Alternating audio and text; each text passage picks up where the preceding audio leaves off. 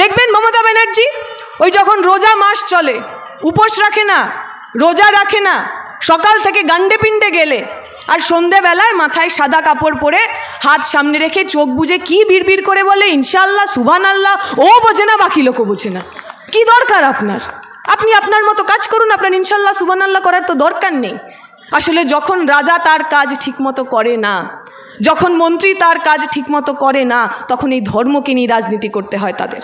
যদি আমার পকেটে টাকা থাকে, যদি আমার হাতে একটা চাকরি থাকে, যদি আমার পেটে ভাত থাকে, যদি আমার পেটে শিক্ষা থাকে, তাহলে তো আমি তৃণমূল বিজেপির হয়ে গুন্ডাগিরি করব না। তাহলে তো কোনো গরিব হিন্দু বাড়ির ছেলেকে হাতে ত্রিশূল দিয়ে বলা যাবে না, ওই যে রামনবমীর মিছিল, যা তোর হাতে 500 টাকা দিলাম, ওই মন্দিরের চূড়ো ভেঙে দে। তখন তো কোনো মুসলিম পাড়ায় গিয়ে কোনো মুসলিম বাচ্চা ছেলেকে হাতে বন্দুক দিয়ে বলা যাবে না, এই নিয়ে 1000 টাকা তোর পকেটে দিলাম, পঞ্চায়েত নির্বাচন হবে, কাউকে ভোট দিতে দিবি না, মেরে ধরে লোককে তুলে দিবি। যদি আমার পেটে শিক্ষা থাকে, যদি আমার হাতে কাজ থাকে, তাহলে আমরা মাথা নোয়াবো না। ওরা চায় আমাদের মাথাটা নিচু হয়ে থাকুক, তাই ওরা শিক্ষাকে বিক্রি করে দিচ্ছে। কেন্দ্রের সরকার বলছে প্রাথমিক স্কুল বন্ধ, প্রাইমারি স্কুল আর থাকবে না।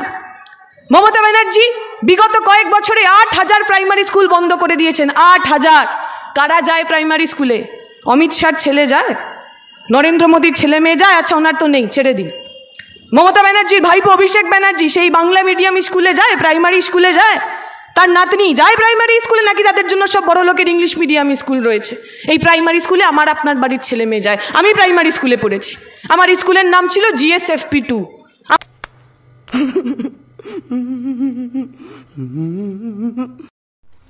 এই যে আমার মুসলমান ভাই বোনেরা, তোমাদের মন জয় করতে উঠেছে স্টেজে, দেখেছো কিভাবে মমতা ব্যানার্জির নামে বদনাম করেছে উঠে। মমতা ব্যানার্জি নাকি সারাদিন গান্ডে পিণ্ডে গিলে সন্ধেবেলায় মসজিদে গিয়ে নামাজ পড়ে, কি বলে দীপশিতা নিজেই জানে না। মানে মমতা ব্যানার্জি কি বলছে না বলছে এই মাকুনিদেরকে বলে থাকে করতে হবে। ঠিক আছে, মমতা ব্যানার্জি না হলে গান্ডে পিণ্ডে গিলে সন্ধেবেলা যায় নামাজ পড়তে, রোজা রাখে না, তো দিদি তোমরা তো সিপিএমের কয়েকটা মাকুনি রয়েছো, রাখো না রোজাটা। আমি আমার ভাই বোনেদের বলবো, তোমরা ওদেরকে বলো ঠিক আছে মমতা ব্যানার্জি না হলে রাখে না, কিন্তু তোমরা তো রাখো দেখি। একটা কথা বলছি শোনো, এরা না তোমাদের মন জয় করতে উঠেছে স্টেজের উপরে। ওই যে কি বলছে, আমি জীবনে প্রথমবার শুনলাম মমতা ব্যানার্জি নাকি ধর্ম নিয়ে রাজনীতি করছে। মমতা ব্যানার্জি নাকি ধর্ম নিয়ে রাজনীতি করছে। এ হচ্ছে দীপশিতা কিরকম জানেন তো? দীপশিতা দি, তুমি কিছু মনে করো না, তুমি আমাদের রাজ্যের মুখ্যমন্ত্রীকে অসম্মান করলে বলে তুমিও আজকে অসম্মান হচ্ছ আমার কাছে। শুধু আমার কাছে নয়, পশ্চিমবাংলার প্রত্যেকটা গরিব মানুষদের কাছ থেকে অসম্মান হবে। তুমি কি ভাবছো এই পশ্চিমবাংলায় ফেরার আশা তোমরা করো? এখনো ভুলে গেছে মানুষ 34 বছর কি পরিমাণে অত্যাচার করেছিলে নন্দীগ্রামে। 34 বছর তার মায়ের সামনে সন্তানের রক্তমাখা ভাত তার মাকে খাইয়েছিলে। একটু স্টেজে উঠে বলো না, এত যদি মানুষের ভালো চাও, এত যদি পশ্চিমবাংলার মানুষের ভালো চাও, এত যদি গরিব বাড়ির মানুষদের ভালো চাও, এত যদি কি বলবো আর তোমাদেরকে, একটু বলো না যে তোমরা সত্যি তোমরা দোষী ছিলে। আর তোমরা দোষী ছিলে বলেই মমতা ব্যানার্জি তোমাদেরকে হাঁটানি পশ্চিমবাংলার সাধারণ মানুষ গরিব মানুষের চুলের মুঠি ধরে বের করে দিয়েছে।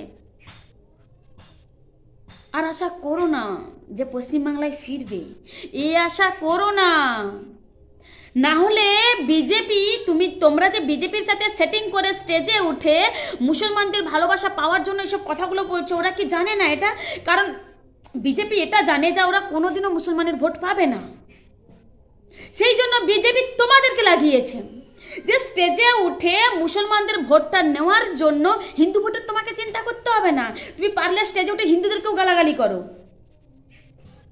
তাই তুমি স্টেজে উঠে হিন্দুদেরকে বকছো হিন্দু, তৃণমূল, বিজেপি খারাপ, কারণ হিন্দুরা তো বিজেপিকে ভোট দেবে।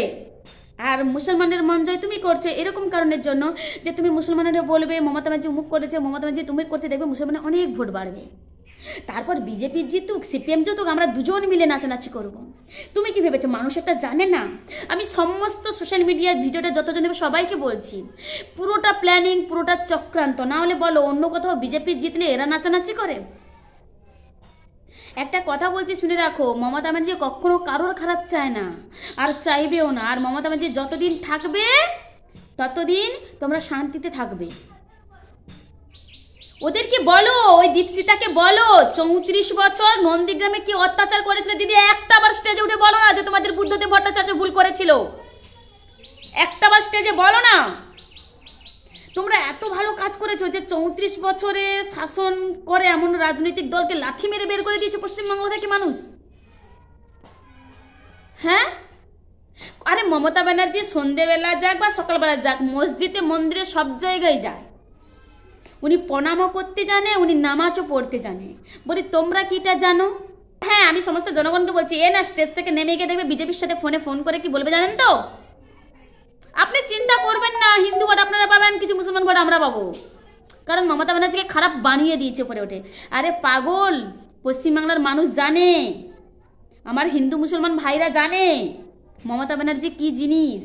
মমতা ব্যানার্জি আসার পরে যে মেয়েটা এখনো চপ্পল চেঞ্জ করলো না, মনে হয় সে মেয়েটার জীবনে আর মানে বিলাসিতা জীবনযাপন করবে। সত্যি মাইরি তোমরা পারো বটে, তোমাদেরকে নিয়ে না